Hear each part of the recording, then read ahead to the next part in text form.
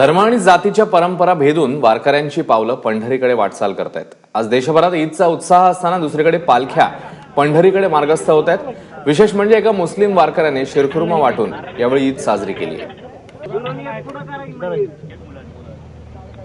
जसा राज्यभरात काही दिवसांपासून आपला विठूचा उत्सव सुरू आहे, तसाच आज देशभरात जगभरात ईदीचा सुद्धा उत्सव आहे। ईदीचा सुद्धा उत्साह आपल्याला बघायला मिळतोय आणि अशात आपल्याला बेलवडीमध्ये भेटले आहेत शहाजान मुलानी। शहाजानजी, तुम्ही शीरखुर्मा ची मेजवानी सगळ्या वारकऱ्यांसाठी ठेवलेली आहे? सगळ्या वारकऱ्यांसाठी ठेवलेले आहे।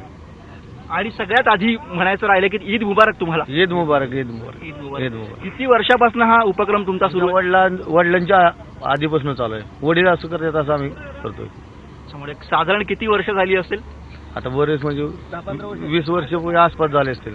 20 वर्षाच्या आसपास 20 वर्ष झाले असतील। आणि सगळी मंडळी तुमच्याकडे मला वाटतं जेवायला पण असतात, जेवणाची पण मेजवानी असते? दिंडी असते, दिंडी दिंडी असते। आणि यंदाही आहे? यंदा सगळ्यांनाच एकत्रित आणणारी ही वारी आणि आपल्या सगळ्यांची ही संतांची एक समृद्ध परंपरा आपल्याला इथे बेलवडीमध्ये तिचं एक वेगळं चित्र बघायला मिळत आहे। त्याप्रमाणे योगेंद्र गुप्तासह मी गुरुप्रसाद जाधव, एबीपी माझा, बेलवडी।